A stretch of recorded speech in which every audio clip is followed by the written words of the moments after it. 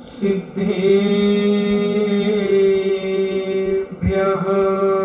ॐ नमः सिद्धेभ्यः ॐ नमः सिद्धेभ्यः ॐ नमः सिद्धेभ्यः ॐ नमः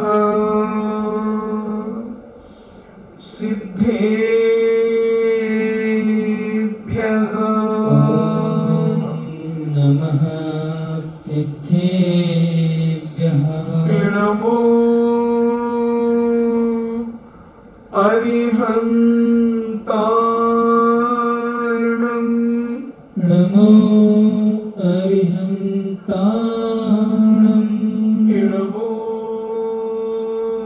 सिद्धाणं नमो सिद्धाणं नमो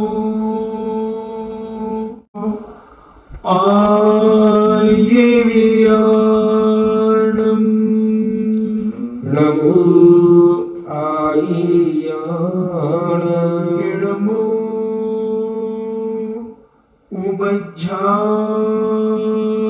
उबज्झायाणं नमो उवज्जायाणं नमो लोये सब्बे साहूणं नमो लोये सर्वसहूण पंच परमेष्टि भगवान की जय। अहिंसामयी वितराग विश्व धर्म की जय। देवादिदेव 1008 श्री आदिनाथ भगवान की जय। देवादिदेव 1008 चिंतामणि गौर उपसर्ग विजेता श्री पार्श्वनाथ भगवान की जय। देवादिदेव 1008 शासन नायक बाल ब्रह्मचारी भगवान महावीर स्वामी की जय। परम पूजनीय आचार्य श्रोमणि गुरुवर श्री कुंद कुंद महामुनिराज की जय। परम पूजनीय आचार्य श्रोमणि गुरुवर श्री विद्यासागर जी महामुनिराज की जय। परम पूजनीय निर्व्यापक श्रवण मुनि श्री सुधा सागर जी महाराज की जय। परम पूजनीय 3,9 करोड़ महामुनिराजों की जय। तपोदय अतिशय क्षेत्र की जय। परम पूज्य लक्ष्मी गंभीर सागर जी महाराज की जय। नमो इच्छामि महाराज की इच्छा। चर्चा चल रही है 16 करण भावना की। विगत दिनों से अपन लगभग 8-10 दिन से सुन रहे हैं मार्ग प्रभावना की बात कि मोक्ष का मार्ग की प्रभावना कैसे हो। हमने अनेक तरीके से मोक्ष की मार्ग की प्रभावना करने के तरीके आपको बताएं। आपकी वाणी से भी प्रभावना हो सकती है, आपकी भोजन की थाली से भी प्रभावना हो सकती है, आपके उठने बैठने से भी प्रभावना हो सकती है, आपके पहनावे से भी प्रभावना हो सकती है, आपके त्याग व्रत नियम संयम से भी प्रभावना हो सकती है। अनेक कारण हमने आपको लगभग 8-9 दिन में प्रवचन में बताए, क्योंकि 15वीं भावना मार्ग प्रभावना है। यानी मोक्ष मार्ग की प्रभावना। और मोक्ष मार्ग क्या है? सम्यक दर्शन ज्ञान चारित्राणि मोक्ष मार्ग। सम्यक दर्शन, सम्यक ज्ञान और सम्यक चारित्र के माध्यम से बहुत बड़ी धर्म की प्रभावना होती है। कल हमने तुम्हें ज्ञान के माध्यम से प्रभावना की बात कही। आज सारे भारत में क्या, देश विदेश के अंदर बैनाना जी के ज्ञान की चर्चा हो रही है। आज जनवाणी चैनल में बड़े बड़े आचार्य, परमेश के साधु, संत, त्यागी व्यक्ति अपनी अपनी श्रद्धांजलियां, विनयांजलियां प्रकट कर रहे हैं। और कई लोग, संस्थान के लोग तो थे ही, मगर जगह जगह जो वो शिविर लगाते थे, उनके शिविर के माध्यम से जो लोगों ने ज्ञान अर्जन करके अपने जीवन में स्वाध्याय की परंपरा को जीवित किया। YouTube पर उनकी क्लासें चलती थी, सुबह 5 बजे से क्लासें आने लगती थी। उनके ज्ञान का क्षरोक्षम,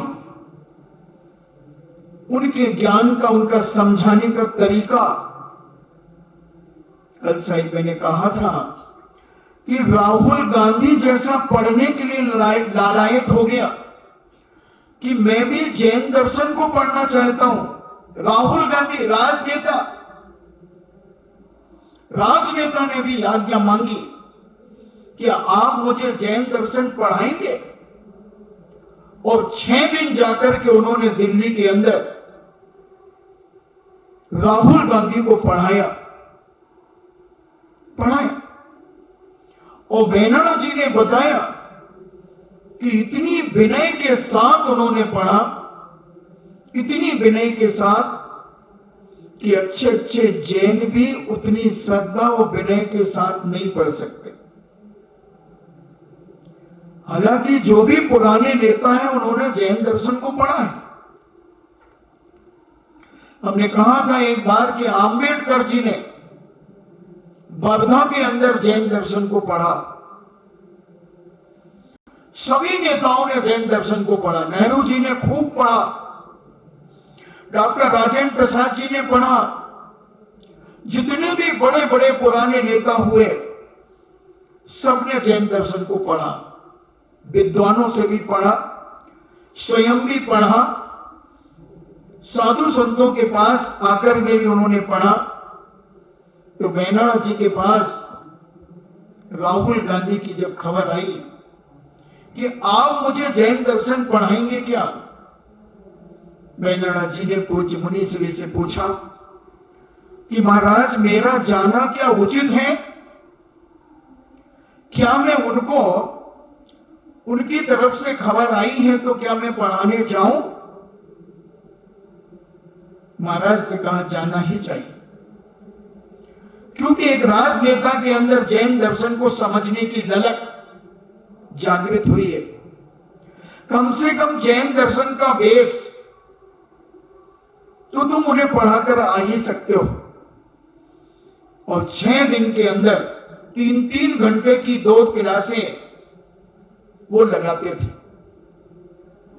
और उन्होंने कहा, जब आकर के पढ़ा करके आए, मुझसे भी कहा कि महाराज इतनी लगन से पढ़ा उन्होंने, इतनी लगन से पढ़ा कि अपने मोबाइल भी वो सब बाहर छोड़ करके आते थे। जिस कमरे में बैठ करके पढ़ते थे, मैं, मेरे बेटे की बहू और वो, 3 के अलावा चौथा कोई नहीं होता था, कोई नहीं होता था। और सबको मना करके रखा था कि कोई भी किसी प्रकार से दरवाजा नहीं खटखटाएगा। तो मैंने उनसे पूछा, बैनाना जी से, कि आप अपने बेटे की बहू को क्यों ले गए थे? बोले महाराज अगर कोई चीज हिंदी में उन्हें समझ में ना आए तो वो इंग्लिश में ट्रांसलेशन करके उन्हें समझा सकती थी। कई बार समझाया भी। तो ऐसे बैनाना जी ने जो ज्ञान की प्रभावना की है, बहुत सारे लोगों ने स्वाध्याय की परंपरा को बैनाना जी से सीखा। और हमने कल कहा था, कल 1 घंटे हमने उनके ऊपर बोला। तो ये प्रभावना किसी भी तरीके से, किसी भी बिंदु से शुरू हो सकती है। हम अपने जीवन में बस एक ही लक्ष्य बनाएं, एक ही लक्ष्य बनाएं कि हमारे द्वारा जैन दर्शन की प्रभावना कैसे हो, लोग हमें कैसे पहचाने कि ये व्यक्ति जैन है। हम जहां खड़े हो जाएं वहां लोग समझ जाएं कि ये व्यक्ति जैन है। पंडित फूलचंद जी कहते हैं, या कैलाश चंद जी पंडित जी साहब बहुत बड़े कर्णानी योग के सिद्धांत ग्रंथों के, अध्यात्म ग्रंथों के बेता थे। तो उन्होंने कहा, एक बार मैं सफर कर रहा था और पानी पीने की इच्छा हुई। मेरे पास जो पानी था वो समाप्त हो गया था और मैं ट्रेन वहां रुकी थी। मैं अपना लोटा, अपना गिलास और अपना छन्ना लेकर के गया और जैसे ही मैंने वहां पहुंचा, 20-25 लोग थे, वो सब किनारे हट गए और बोले, पंडित जी साहब को पानी भरने दो। पंडित जी ने कहा कि भाई आपने कैसे पहचाना कि मैं पंडित हूं? बोले, आप जैन पंडित हैं। बोले, आपने कैसे पहचाना? तो उन्होंने कहा कि आपके हाथ में लोटा है, आपके हाथ में गिलास है और आपके हाथ में एक इतना बड़ा छन्ना है जो आपके जैन दर्शन में बताया 24 अंगुल चौड़ा और 36 अंगुल लंबा। ये छन्ना डबल आप इससे पानी छानने के लिए अपने लोटे में लगा करके लाए हैं, क्योंकि जैन दर्शन में ही पानी को छानकर पीने की आज्ञा दी गई है। वैसे तो वैष्णव दर्शन में भी पानी छानने की बात कही है। वैष्णव दर्शन के लिंग पुराण के अंदर यह बात कही गई कि जो व्यक्ति 24 घंटे में बिना छना पानी प्रयोग करता है 24 घंटे, उस व्यक्ति को 1 साल में जितनी मछली मारने का पाप लगता है उतना पाप उसे 1 दिन में लगता है। ऐसा वैष्णव दर्शन के लिंग पुराण के अंदर ये बात कही। तो उन्होंने कहा कि पंडित जी, आपकी वेशभूषा और सबसे बड़ा प्रमाण आपके पानी छानने की, क्योंकि जैन धर्म में ही पानी छानने की बात कही। भले आज का वर्तमान विज्ञान पानी छान करके, पानी प्रशुद्ध करने की बात करके पीने की बात कर रहा है, वो एक बीमारी की दृष्टि से, मगर जैन दर्शन एक अहिंसा की दृष्टि से, कि तुम्हें उस पानी के जीभ खाने का पाप न लगे, क्योंकि 1 बूंद पानी में, जो वैज्ञानिकों के अनुसार 1 बूंद पानी में 36,450 जीव माने गए। 10 जीव, 2 इंद्री, 3 इंद्री, 4 इंद्री जीव, 1 बूंद पानी में 36,450। और जैन दर्शन कहता है कि 1 बूंद पानी में इतने जीव हैं कि अगर उनमें पंख लग जाएं तो 3 लोक में पैर रखने की जगह ना हो। अब आप देखें, जो बिना छाना पानी पीते हैं 48 मिनट के बाद, छानने के बाद पुनः उसे छानना चाहिए, और जो एक बार छान करके उसे पीते रहते हैं 10-20 घंटे, वो असंख्यात जीवों को अपने पेट में डाल रहे हैं। और जैन की एक ऐसी पहचान थी,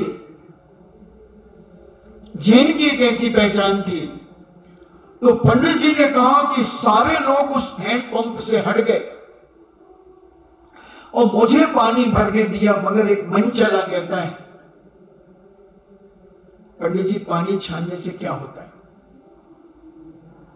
क्या तुम पानी छान करके पियोगे तो क्या तुम्हें स्वर्ग मिल जाएगा, और नहीं पियोगे तो क्या तुम्हें नरक मिल जाएगा? और ये नरक और स्वर्ग होते हैं क्या? पंडित जी तो बहुत दार्शनिक थे, विद्वान थे, सठखंडा आगम के ज्ञाता थे। उन्होंने कहा भैया तुम ये बताओ कि पहले तुमने स्वर्ग और नरक को देखा है क्या? बोले नहीं देखा। बोले पंडित जी तुमने देखा? बोले नहीं देखा। तो पंडित जी ने कहा तुमने भी नहीं देखा, मैंने भी नहीं देखा, मगर तुम्हारे हिंदू ग्रंथों में भी स्वर्ग और नरक की बात कही गई, हमारे जैन दर्शन में भी स्वर्ग और नरक की बात कही गई, मुसलमानों के यहां भी जन्नत और दोजक की बात कही गई।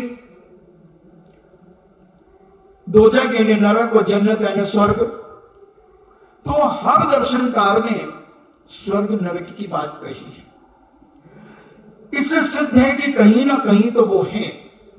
और मैं आपसे पूछना चाहता हूं, अगर हैं बाय द वे, तो बोलो वो किसे मिलेंगे? तुम्हें मिलेगा कि हमें मिलेगा? क्योंकि मैं जीवों की रक्षा कर रहा हूं, जीवों को बचा रहा हूं, उनके प्राण बचा रहा हूं। इसलिए हमारे जैन दर्शन में पानी छानने की बात कही, जीवानी यथास्थान पहुंचाने की बात कही। तो उन्होंने कहा कि ये पानी के जीव तो तुम, तो बोले हम यहीं छोड़ के तो जा रहे हैं, यहीं पानी हैंडपंप का निकल रहा है, इसी में मिल जाएंगे वो। बोले वो तो मर जाएंगे। बोले हमारे पेट में तो नहीं मरेंगे, हमारे पेट में तो खाने का पाप तो नहीं लगेगा।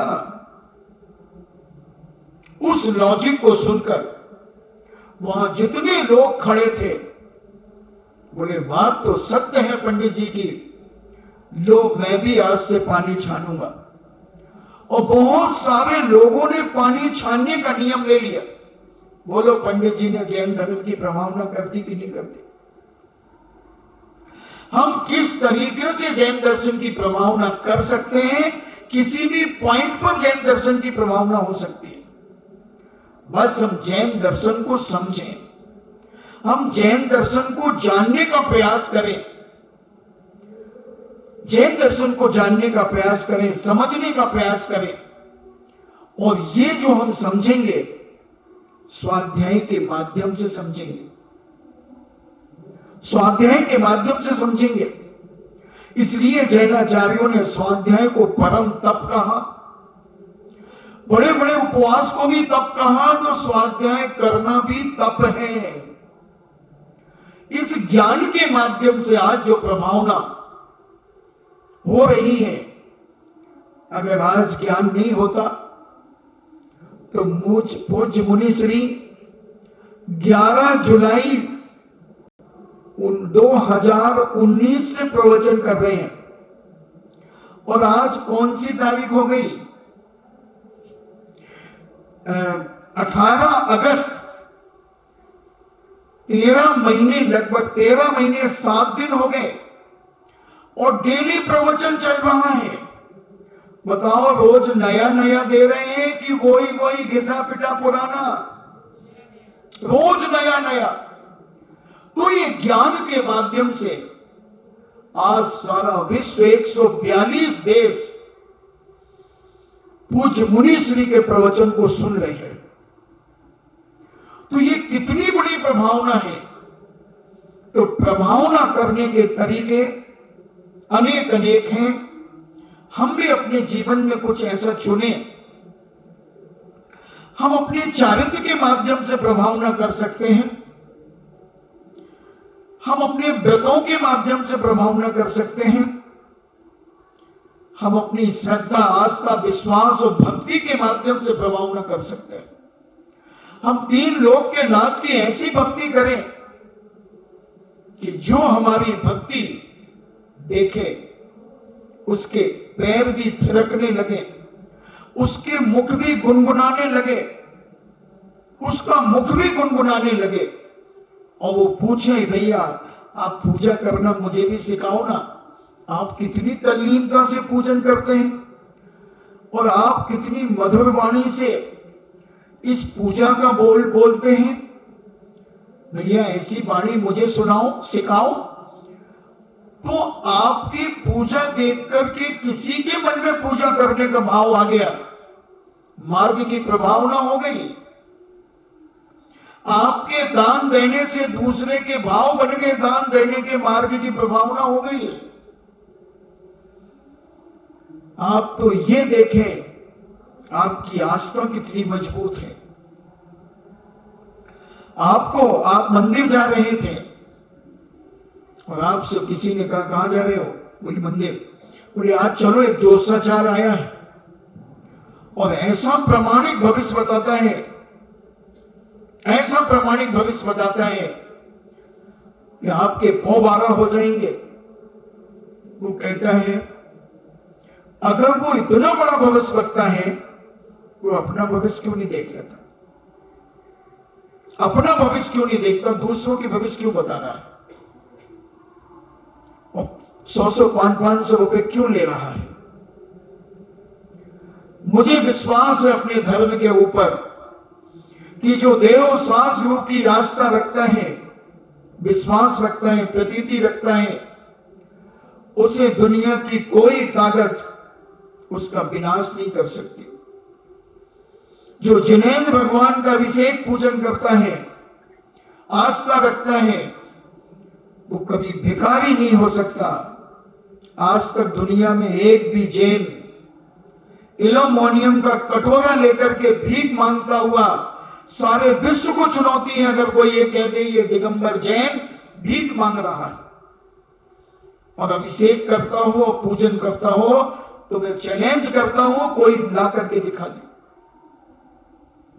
असंभव, हो ही नहीं सकता। कम अमीर हो सकता है मगर भिखारी नहीं हो सकता।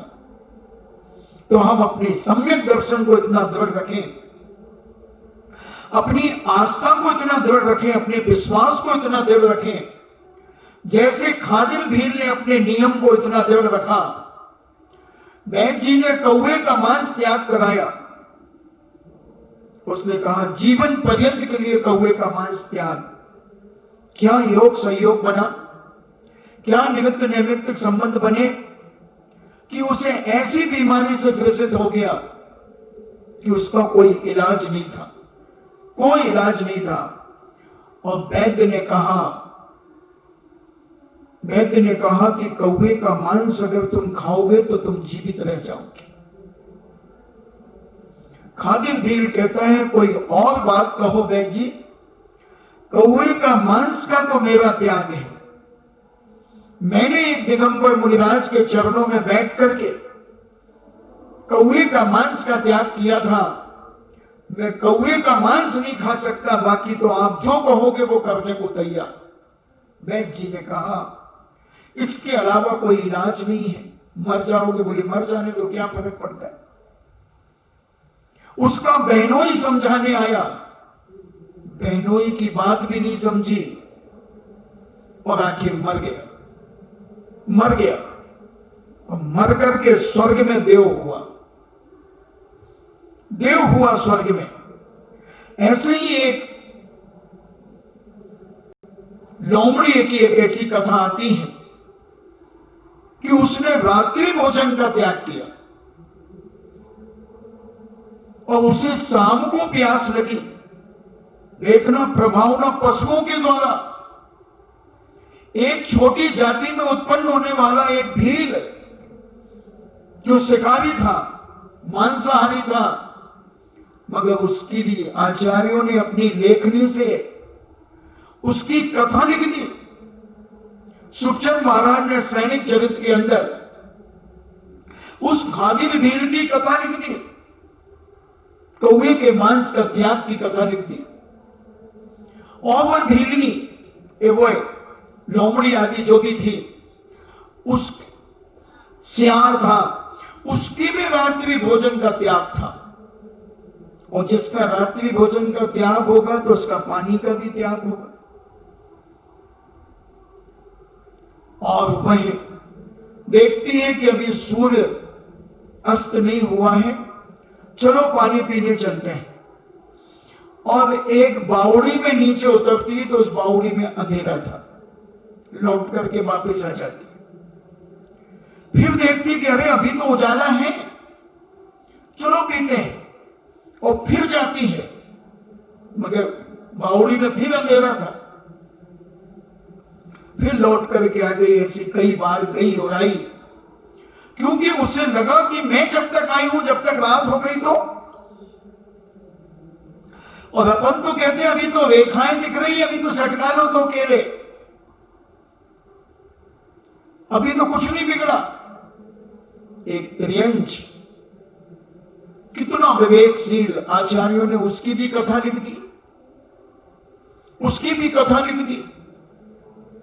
आवास दान में सूकर की कथा लिख दी कि मुनिराज की रक्षा करने के लिए सूकर ने सिंह को मारा, सिंह ने सूकर को मारा। पूछ मुनिराज की रक्षा के लिए, उसकी भी कथा लिख दी पूज्य समंतभद्र स्वामी ने। पशुओं के द्वारा भी धर्म की प्रभावना, मर गया वह भील मगर कौवे का मांस नहीं खाया। काश अगर हमारे सामने ऐसी नौबत आ जाए कि कोई एक ऐसा इंजेक्शन हो जो जानवरों के अवशेष से बना हो और आपकी बीमारी में निवारण में कारण हो, और डॉक्टर को मालूम है कि तुम जैन हो। बोलो डॉक्टर साहब, तुमसे पूछते हैं कि आपको अगर ये इंजेक्शन लगा देंगे तो गारंटी है कि 2 साल तो आप अभी और जी सकते हो, मगर 2 लाख रुपए का है। मगर इसमें थोड़ा सा, डॉक्टर साहब आप बताओ नहीं, आप तो लगा दो, आप लगा दो। 2 लाख रुपए भी दोगे,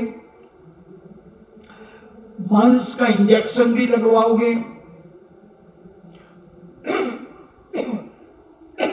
और तुम्हारा नियम था मांस नहीं खाने का। बोलो लगवा लोगे कि नहीं?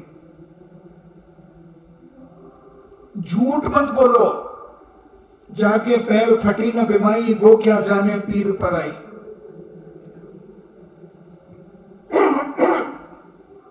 लगवा लेंगे हम तो कह देंगे हमें कहो मत, घर के लोग कहेंगे भैया उनको कहो मत।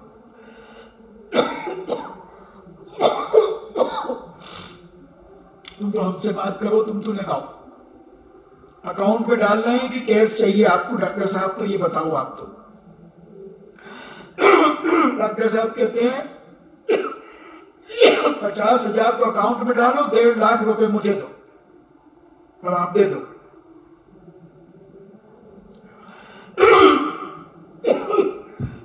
बोलो क्या तुम्हारे धर्म से, तुम्हारे सम्यक दर्शन से प्रभावना हुई? तुम्हारी आस्था से क्या प्रभावना हुई? अरे सम्यक दृष्टि कहता मरते मर जाऊंगा, खादिर भील कहता मरते मर जाऊंगा, सियार कहता मरते मर जाऊंगा, मगर रात्रि में पानी नहीं पीऊंगा, नहीं पीऊंगा। तो प्रभावना करने के तरीके बहुत सारे हैं। हमारा एक छोटा सा नियम बहुत बड़ी प्रभावना करा सकता है।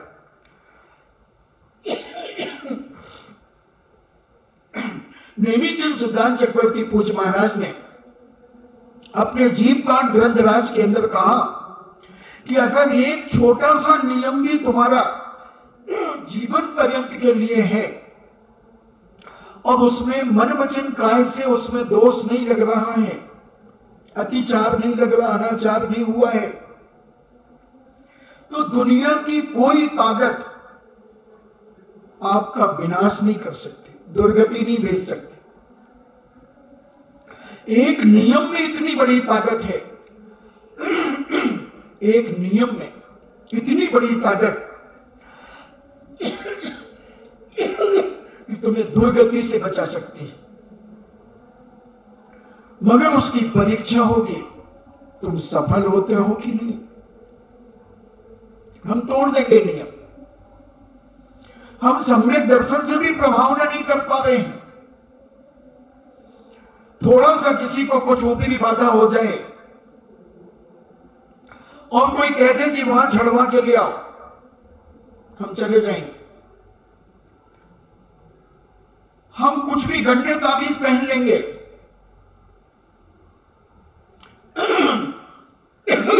महुआ में तो भरे पड़े हैं।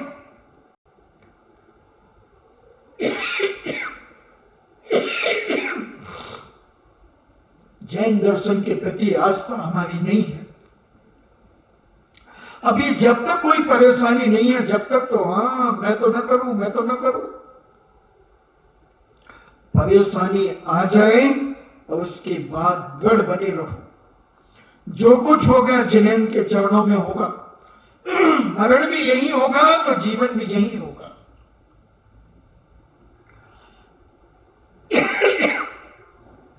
न जाने हम कहां कहां चले जाएंगे, कहां कहां क्या क्या कर देंगे। कृत नहीं करेंगे तो कारित करवा देंगे।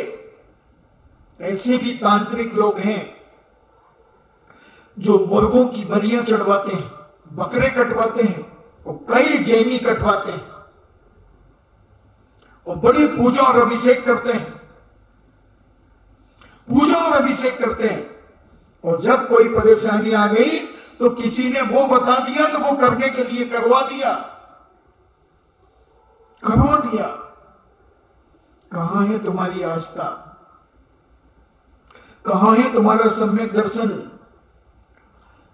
केवल जैन कुल में जन्म लेने से कोई सम्यक दृष्टि नहीं हो जाता। बंधुओं ध्यान रखना, भगवान का पूजन अभिषेक करने से कोई सम्यक दृष्टि नहीं हो जाता। ठीक है, चरणानी योग की अपेक्षा लोग तुम्हें सम्यक दृष्टि कह दें, मगर करणानी योग की अपेक्षा, करुणानी योग की अपेक्षा तुम टटोलो अपने आप को। कितनी लोक मूर्ता में आदमी आज फंसा है, कितनी लोक मूर्ता में फंसा है, कितनी गुरु मूर्ता में फंसा है, कितने देव मूर्ता में फंसा है आदमी, कितना फंसा है। कहां कहां मस्तक नहीं झुका देते हम। क्या यही हमारे सम्यक दर्शन की प्रभावना है? विचार करना है। चेलना जैसे, रेवती रानी जैसे बनो। साक्षात समोसरण लाकर के खड़ा कर दिया शुल्लक जी ने, पूरी 12 सभाएं लगा दी। फिर भी रेवती रानी कहती है मैं नहीं जाऊंगी। राजा कहते चलो अब तो तुम्हारा समोसरण लगा है, तुम्हारे भगवान का। तो कहती समोसरण 24 ही होते हैं, 25 समोसरण होते ही नहीं। भगवान महावीर स्वामी मोक्ष चले गए, अब किसका समोसरण? भरत क्षेत्र में तो 24 ही समोसरण लगते हैं।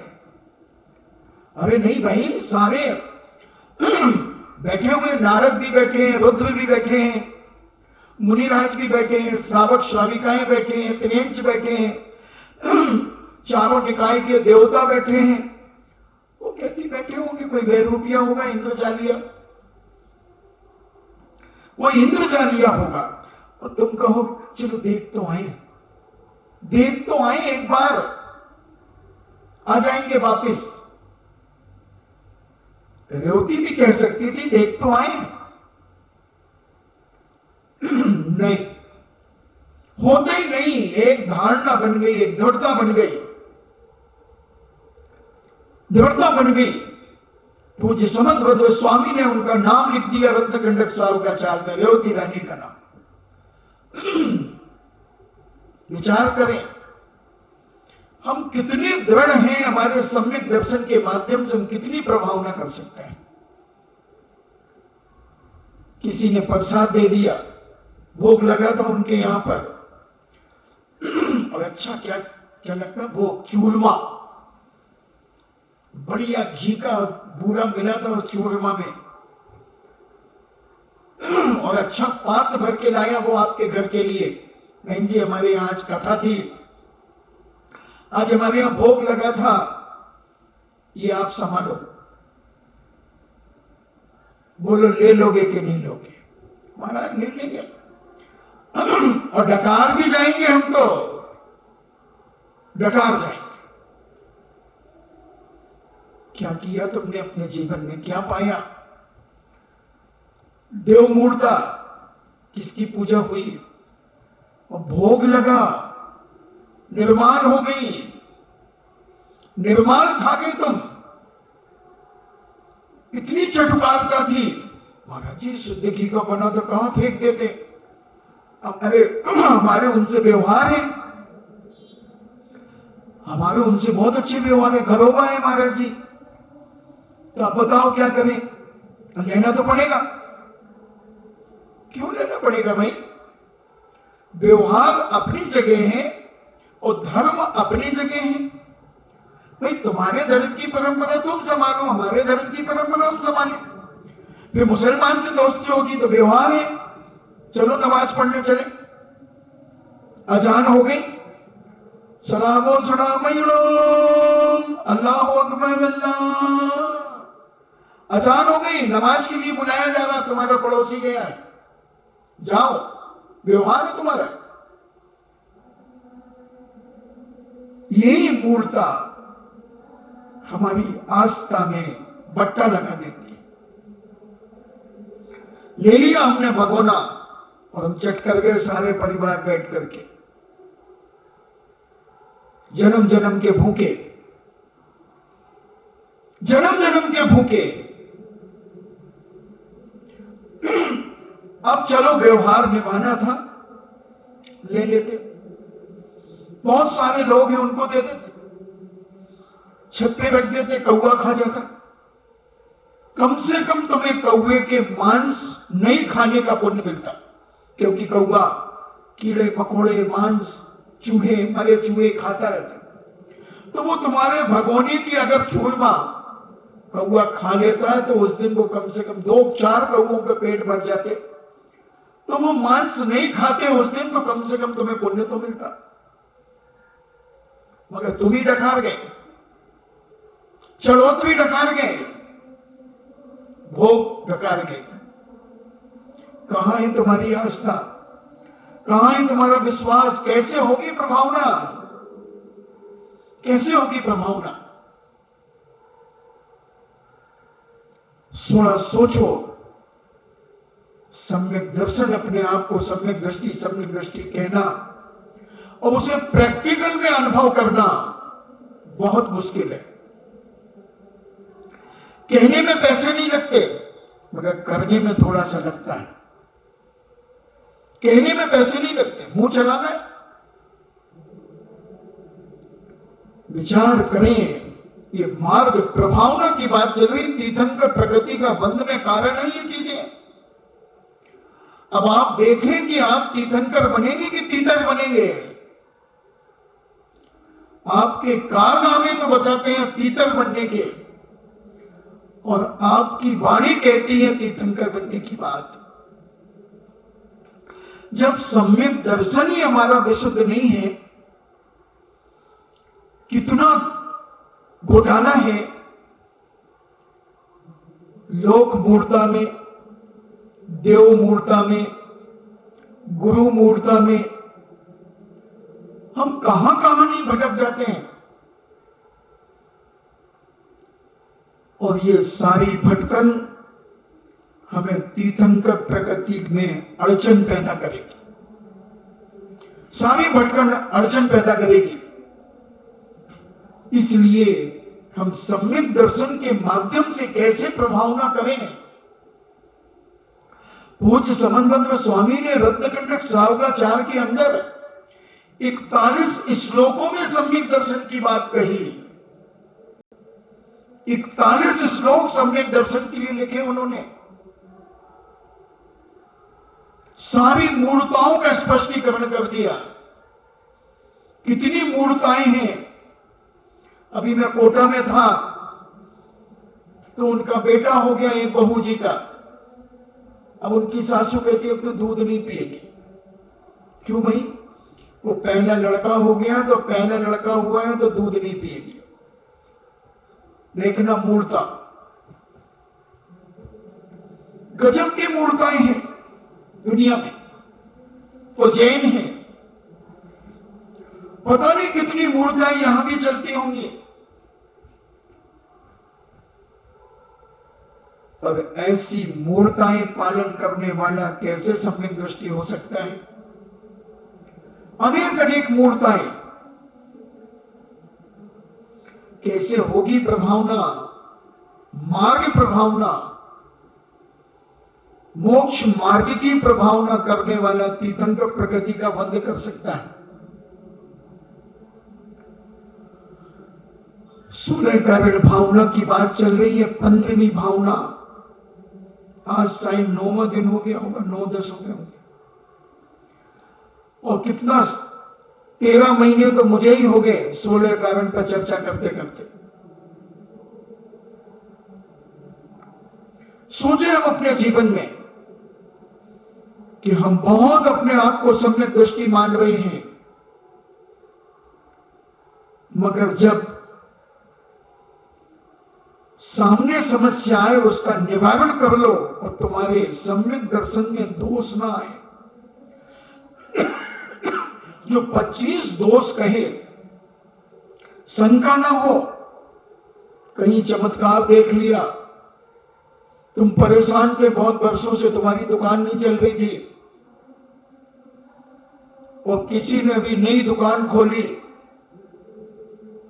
अब उसने अपने देवता की पूजा करके सभा मणि करा करके दुकान खोली।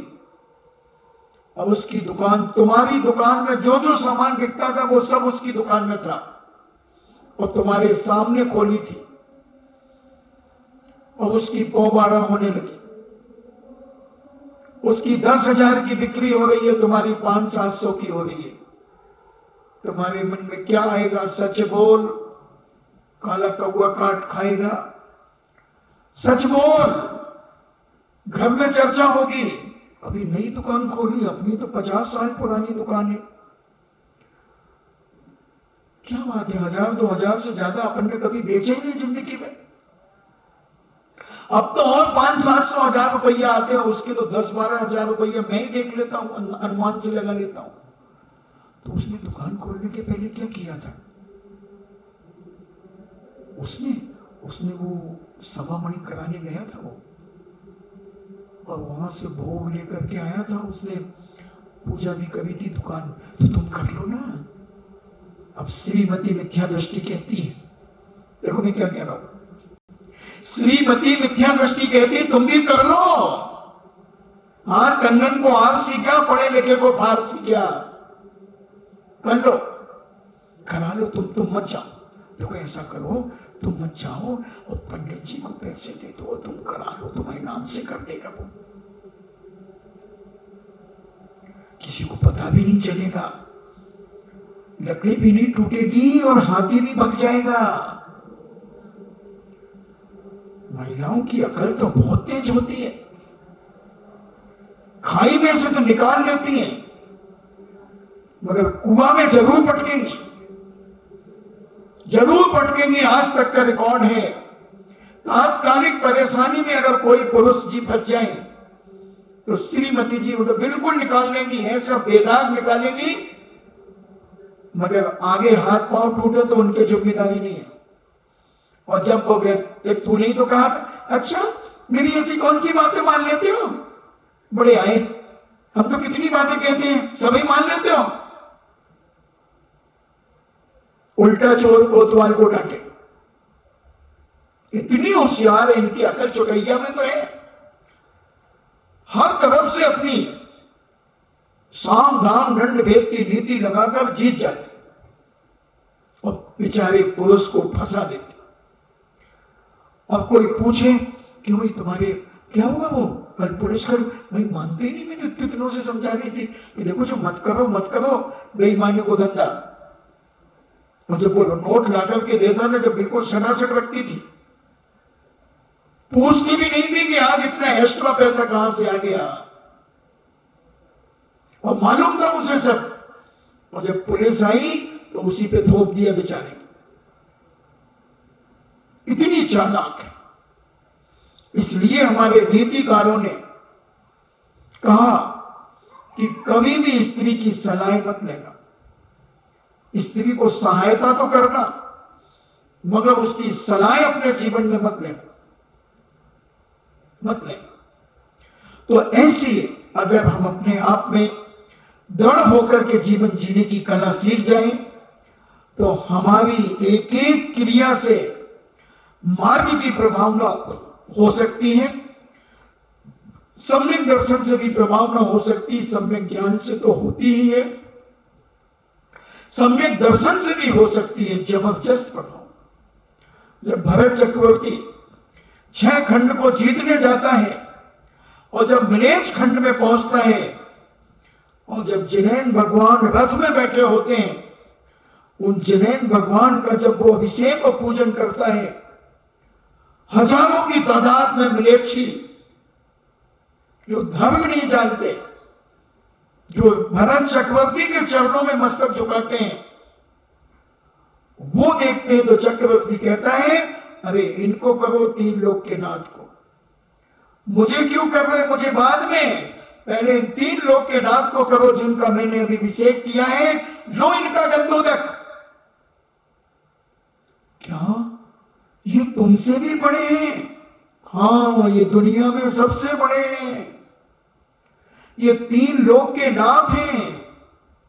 32,000 उन मिलेज खंडी राजाओं की राजकुमारियां भरत चक्रवर्ती लाता है, और भरत चक्रवर्ती के वैभव को देखकर, उनकी आस्था और श्रद्धा को देखकर वो 32,000 राजकुमारियां जैन दर्शन पर आस्था करने लगती। उनके पुत्र मुनि बनकर के मोक्ष जा सकते हैं। यह है चक्रवर्ती के सम्यक दर्शन के माध्यम से प्रभावना। सोचे हम अपने जीवन में कि हम अपनी जिंदगी में ऐसा क्या करते हैं जिसके कारण हमारे जैन दर्शन की ध्वजा ऊंची होती, ऊंची उठती है। पूछो अपने इस बेईमान मन से कि तुम्हारे द्वारा जैन दर्शन की ध्वजा कितनी ऊंची उठी है? तुमसे नीचे ध्वजा गिरी है या उठी है, मैं ये पूछना चाहता हूं। पूछो, समझने का प्रयास करो कि हमारी ऐसी कौन सी क्रिया है कि हमारे अड़ोस पड़ोस के लोग हमारे जैन दर्शन की महिमा गाते हैं। किस कारण से महिमा गाते हैं हमारी, यह समझना है। और नहीं तो आज से प्रयास करो कि हम अपने जीवन में कुछ ऐसा करेंगे जिसमें धर्म जुड़ा हो, धर्म की महिमा जुड़ी हो, धर्म पर आस्था जुड़ी हो, और वो जब लोगों को पता चले तो कहे, अच्छा उन्होंने 2 प्रतिमा ले ली। तो अजैन पूछे, अब वो हमारे यहां भोजन करने नहीं आएंगे? नहीं भैया, आप तुम्हारे यहां तो नहीं आएंगे। तो सामूहिक विवाह शादी में नहीं, अब वो कुएं के पानी से भोजन बनाएंगे, शुद्ध भोजन बनाएंगे, बाजार का घी नहीं खाएंगे। अच्छा, हाँ, शुद्ध भोजन करेंगे। हाँ, अपना आटा अपने हाथ से पीसेंगे या फिर अपनी चक्की को धोकर के पीसेंगे। चक्की धोएंगे? हाँ, चक्की धोएंगे, क्या बात होगी।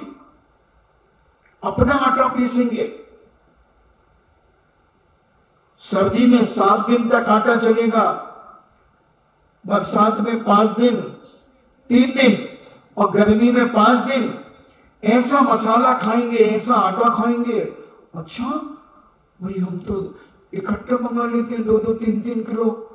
तो तुम्हारी बात अलग है, तुम्हारी जैनियों में ऐसा चलता है? हाँ, हमारे यहाँ ऐसा चलता है। वाह भैया वाह, जय हो जय हो। उसने पैर छू लिए तुम्हारे यहाँ हाथ चलिया देख करके उसने पैर छू लिए। तो ये आलू प्याज की बात करते हो? छी छी छी छी छी छी, कभी जिंदगी में नहीं।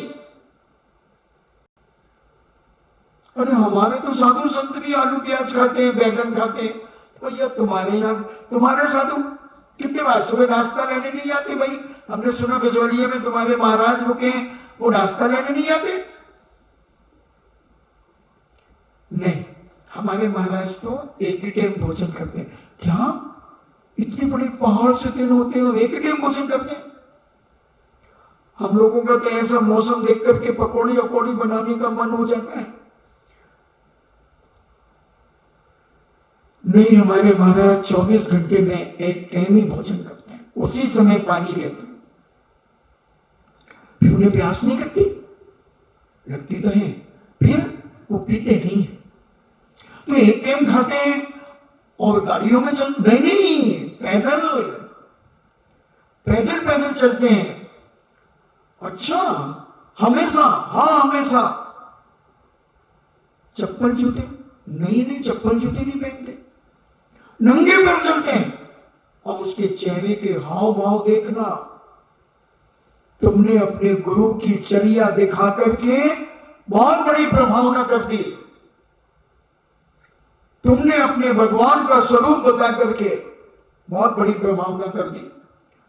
हम कोटा में थे, रामपुरा में, तो एक दादी जी अपनी बहुओं को डांट रही थी कि तुम्हें अकल नहीं, तुमने रात को पंखा नहीं चलाया, भगवान को सारे मच्छर काटे होंगे, रात भर भगवान को मच्छर काटे होंगे, न मच्छरदानी लगाई तुमने, न कुछ किया।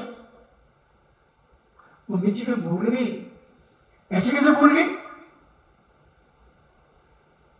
ऐसे कैसे भूल गई? वो डांट रही थी खूब जम के। उनके घर में मंदिर था, हम वही धर्मशाला में रुके थे। कई बार पेपरों में पढ़ते हैं कि भगवान को इतने आम लोगों ने खिला दिया कि भगवान बीमार हो गए। हाँ, पेपर में न्यूज आती है कि वह आप 8 दिन के लिए भगवान आराम कर रहे हैं, अभी भगवान को कोई परेशान नहीं करना, मंदिर का दरवाजा बंद कर दिया है। तो मुझे समझ में नहीं आया कि पुजारी जी बीमार हुए आम खाने से कि भगवान बीमार हुए, क्योंकि इतने चढ़े होंगे तो पुजारी जी ने डकारे होंगे, चूसे होंगे, तो पुजारी जी को दस्त लगने लगे। तो ऐसी मूर्ताएं इतनी बढ़ गई। और जब हमारे जुनैद की बात कही गई कि 18 दोषों से रहित होते हैं, छुप पिपासा जरा तन के, आदि आदमी कहता अच्छा ऐसे है तुम्हारे भगवान? हाँ ऐसे हैं। वाह, धन्य धन्य।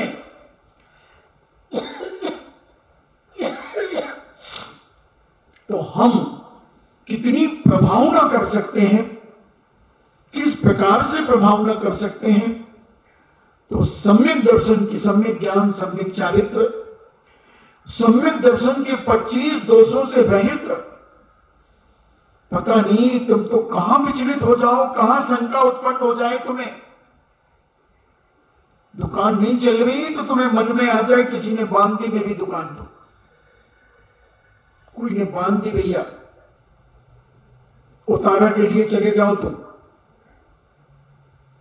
उतारा करवाने के लिए लोगों को बुला लो, मुसलमान फकीरों को बुला लो, वो लोभान लेकर के आ गए और तुम्हारी दुकान पे यूं कर दिया, जा बच्चा अब तेरी दुकान खूब चलेगी।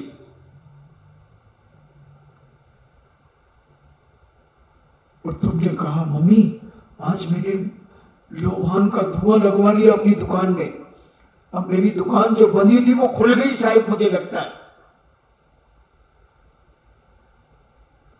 कितनी हम विश्वास के अभाव में इतनी मूर्ताओं में चले जाते हैं, इतनी मूर्ताओं में।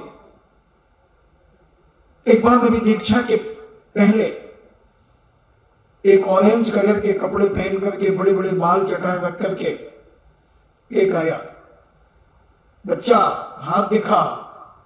मैंने हाथ दिखाया, वाह वाह तेरी तो बहुत उम्र है। तो हमने कहा तो क्या कर? बोले 11 रुपए थे, मैंने तेरे बाप के हैं 11 रुपए, क्यों दो? बोले मैंने बताया। मैंने कहा मुझे भी मालूम है।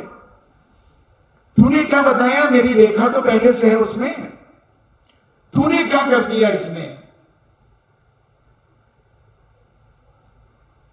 ऐसे बहुत सारे लोग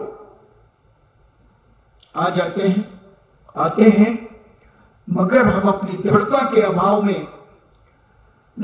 अभाव में इतने विचलित हो जाते हैं कि हम सत्य को नहीं पहचान पाते और हमारे मन में शंकाएं उत्पन्न हो जाती हैं, मूर्ताएं उत्पन्न हो जाती हैं, हम अनायतनों में भी चले जाते हैं, अनायतनों में चले जाते हैं, उन अनायतनों की प्रशंसा करने लगते हैं।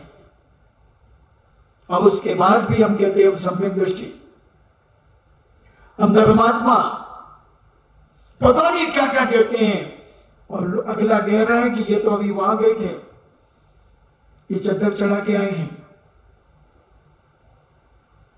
अच्छा, हाँ, और इधर अभिषेक कर रहे हैं, यहां पूजन कर रहे हैं, अभी जी अलाव कूद के आए हैं और इधर हाथ देने आ गए हैं। बोलो बंधुओं, आज भारत में क्या क्या नहीं हो रहा है। कहां है तुम्हारी आस्था, कहां है विश्वास? कैसे तुम प्रभावना, मार्ग की प्रभावना करके तीर्थंकर प्रकृति का बंद करोगे? टटोलो अपने अंदर की बुराइयों को, खोजो, गोताखोर बनो स्वयं के समुद्र में, स्वयं गोताखोर बनकर उसकी गंदगी बाहर निकालो। शांति से बैठा करो, थोड़ी देर प्रभु के पास बैठा करो। तुम्हारे क्षेत्र पर तो जहां चले जाओ वहीं एनर्जी है, जहां बैठ जाओ, यहां वहां जहां तहां। हमें 13 महीने, 13.25 महीने हो गए, पता ही नहीं चला कि 13.25 महीने हो गए। मुझे तो ऐसे ही लगता अभी आया था जब कोई स्कूल के बच्चों ने आगवानी की थी, स्कूल के बच्चों ने आगवानी की थी, तुम तो अभी आई हो, तुम्हें क्या पता? हमें मालूम है कि हम अभी आए। क्या अलौकिक दृश्य था, वो सारा दृश्य मेरी आंखों के सामने घूम गया आगवानी का। मगर लोग कह रहे हैं कि 13 महीने 7 दिन हो गए। मुझे तो ऐसा लगता कि अभी 7 दिन हुए। ऐसी बरगड़ाएं, ऐसी एनर्जी, यहां की कण भूमि एनर्जी से भरी है। कहीं भी तुम आंख बंद करके 5 मिनट एकाग्र होकर बैठ जाओ, अगर तुम में उस एनर्जी को पकड़ने की ताकत है, तुम अपने आप के अंदर परिणामों में निर्मलता आना शुरू हो जाएगी। ऐसी प्रभावना, अद्वितीय प्रभावना तुम स्वयं अपने अंतरात्मा की कर सकते हो, अपने आप की कर सकते हो। मगर हम जब तक आस्था को मजबूत नहीं करेंगे, विश्वास को मजबूत नहीं करेंगे और इधर उधर की बातों से जब तक हम नहीं बचेंगे, जब तक हम अपने मन में छल कपट रखे रहेंगे, तो तुम्हें तो कहीं भी बिठा दिया जाए तो भी तुम्हें कुछ पता नहीं चलेगा। तुम तो कहोगे वहां भी ऐसे ही था, वहां भी ऐसे ही है, वहां भी ऐसे ही है, सब जगह एक सा बिचौलिया ही तो है, बिचौलिया तो है, मगर एनर्जी तुम नहीं पकड़ पाओगे, क्योंकि तुम्हारे अंदर लोभ प्रवृत्ति है, स्वार्थ है, राग द्वेष है, कसाय है। उन क्षणों के लिए जब तुम बैठो, उन क्षणों के समय पर तुम उन्हें कम से कम मंद तो करो, सारे जीवों को क्षमा करके तो बैठो, सारे जीवों के प्रति सरल परिणाम करके बैठो, सारी दुनिया के लोगों को क्षमा करके बैठो और फिर बैठो, विचार करो साक्षात पारसनाथ स्वामी यही बैठे हैं और मैं उनके चरण सानिध्य में बैठकर प्रभावना, मार्ग प्रभावना की बात सोच रहा हूं। हे भगवान, मुझे मार्ग दो कि मैं मार्ग की प्रभावना कैसे कर सकूं। सारी दुनिया में जैन दर्शन की जय जयकार हो, मेरे रग रग से रोम रोम से जिन्हें भगवान का गुणानुवाद स्फुटित हो, ऐसी भावना बना करके तुम बैठो, शरीर रोमांच हो जाएगा। मैंने 1.5 महीने में तुम्हें माला फेरना बताया था। 1.5 महीने के अंदर अगर उस तरीके से तुम माला फेरो तो देखो तुम अपने शरीर में कितनी स्फूर्ति, कितनी एनर्जी तुम्हारे अंदर प्राप्त होती है। भगवान के 46 मूल गुणों पर माला फेरने का तरीका, अगर हमारी आस्था, हमारा विश्वास, हमारा संकल्प अगर अच्छा है तो हम अपने जीवन में कभी मार्ग की अप्रभावना नहीं कर सकते, हम प्रभावना ही करेंगे, प्रभावना ही करेंगे। आपका समय हो रहा है तो हम समझे अपने जीवन में मार्ग की प्रभावना की बात चल रही है। आज जैन दर्शन की प्रभावना साधु संत तो कर रहे हैं, मगर श्रावकों के माध्यम से प्रभावना ना के बराबर हो रही है, आप प्रभावना ज्यादा हो रही है। आज इतना भ्रष्ट और पतित खान पान हो गया है, इतना अभक्ष का खान पान शुरू हो गया है। घर घर की कहानी है, घर घर की कहानी है। साधु के पास आते हैं तो मुखौड़ा अलग होता है, और साधु के बाहर जाते हैं तो मुखौड़ा अलग होता है। मुखौड़ा पता नहीं कितने बना बना करके हम रखे हैं। भगवान के पास जाते हैं तो मुखौड़ा दूसरा ओढ़ करके जाते हैं, साधु के पास जाते हैं तो मुखौड़ा दूसरा ओढ़ लेते हैं, और जब अपने लोगों के बीच में जाते हैं तो मुखौड़ा दूसरा पहन लेते हैं, और जब अपने दोस्त यारी में जाते हैं तो अपना मुखौड़ा दूसरा पहन लेते हैं। तुम्हारी प्रभावना नहीं होगी, आप प्रभावना होगी बंधुओं। अपने अपने घर को टटोलो, अपने अपने बच्चों को टटोलो कि आज तुम्हारे बच्चे क्या खा रहे हैं, क्या खा रहे हैं। कैडबरी चॉकलेट खा रहे हैं तो एक चूहा और 60 कॉकरोच खा रहे हैं, 100 ग्राम की चॉकलेट पर, 100 ग्राम की चॉकलेट पर। क्योंकि पैसे वाले लोग हैं तो कैडबरी ही तो खाएंगे, छोटी चॉकलेट थोड़ी खाएंगे, वो गोली थोड़ी खाएंगे संतरे की, वो नींबू की गोली थोड़ी खाएंगे, वो शक्कर के बूरे की टिकलियां थोड़ी खाएंगे। तुम्हारा बेटा तो कैडबरी खाएगा क्योंकि हम पैसे वाले हैं। वो प्रभावना करेगा, तुम्हारा बेटा तो पिज्जा खाएगा, बर्गर खाएगा, नूडल्स खाएगा, और 4 लोगों में प्रभावना करेगा। मगर जब धर्म के क्षेत्र में आएगा तो दुर्गति का पात्र होगा। मांस खा करके आया है, चूहा और काकरोच खा करके आया है। 100 ग्राम की चॉकलेट में 60 काकरोच और 1 चूहा। विचार करना, समझना कि मेरे और मेरे परिवार से प्रभावना हो रही है या अल्लाह कि केवल हल्ला हो रहा है, केवल दिखावा हो रहा है। हमें बच्चों को भी संस्कारित करना है और स्वयं संस्कारित होना है। इन्हीं मंगल भावना के साथ जिनवाणी स्तुति। जिनवाणी के ज्ञान से सूझे लोकालोक, सो वाणी मस्तके धरो सदा देत हूँ धोख। हे जिनवाणी भारती तो हे जपो दिन रैन, जो तेरो शरणागहे सो पावे सुख चैन।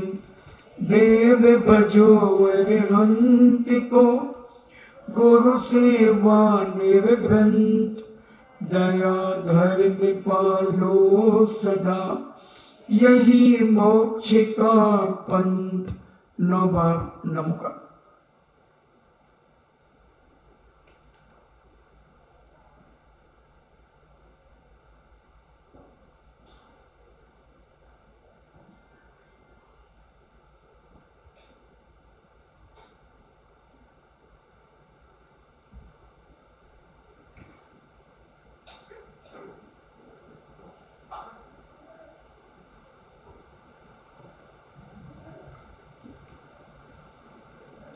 परम पूजनी द्वादशांग जिनवाणी माता की सुत देवता सुत देवता सुत देवता जैनम जैतु शासनम जैनम जैतु शासनम जैनम जैतु शासनम।